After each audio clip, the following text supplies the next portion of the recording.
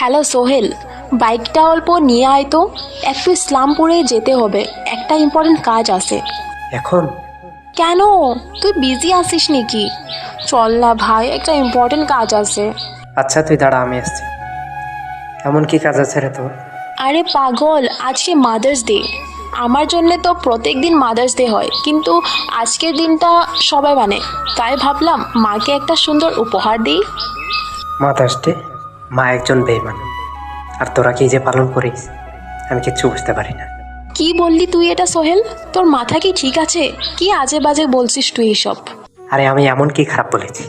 মা যদি এতই ভালো হতো তাহলে 3 মাস বয়সে আমাকে রেখে আরেকজনের সাথে চলে যেতে পারতো না। আরে তুই জানিস মার ভালোবাসা পাওয়ার জন্য আমি কত কান্না করেছি, কিন্তু সে সে কোনোদিনও ফিরে আসেনি।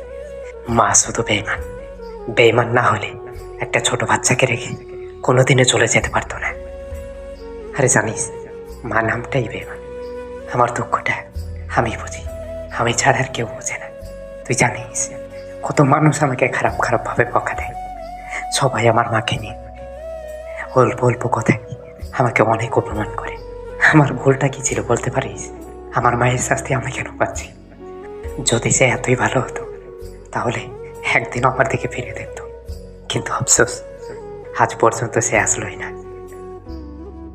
দেখ সোহেল, আমি জানি তোর মনে তোর মাকে নিয়ে অনেকগুলো কষ্ট আছে।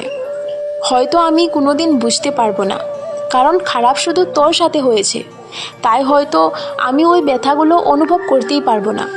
কিন্তু সোহেল, একজনে খারাপ করেছে বলে কি সবাই খারাপ হবে বল? তোর সাথে অনেক খারাপ হয়েছে, কিন্তু ওই বলে দুনিয়ার সব মা খারাপ নয় সোহেল। জন্ম দিলেই শুধু মা হয়ে যায় না। যে তোকে 3 মাসে ছেড়ে চলে গিয়েছিল সে তোর মা ছিলই না সোহেল।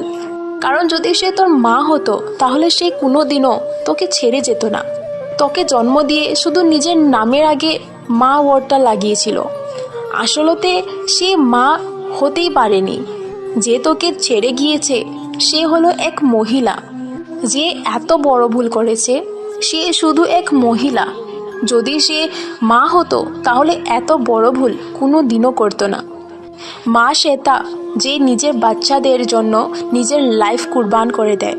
মা সেটা যে নিজে আগুনে পুড়ে যায় তবু নিজের বাচ্চাকে কিচ্ছু হতে দেয় না। মা সেটা যে মমতার সম্বন্ধর আগে দুনিয়ার সব সম্বন্ধ শেষ করে দেয়। তাহলে সোহেল, যে ছেড়ে গিয়েছে সে তাহলে কে?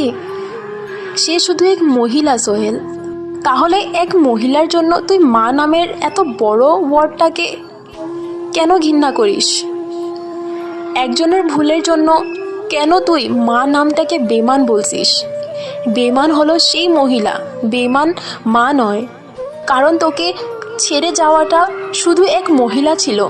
যদি মা হতো তাহলে সে 3 মাসের বাচ্চাকে রেখে যেত না। সোনিয়া, তুই হয়তো ঠিকই বলছিস, শুধু একটা মহিলার জন্য সমস্ত মাকে অপমান করাটা আমার ঠিক হয়নি।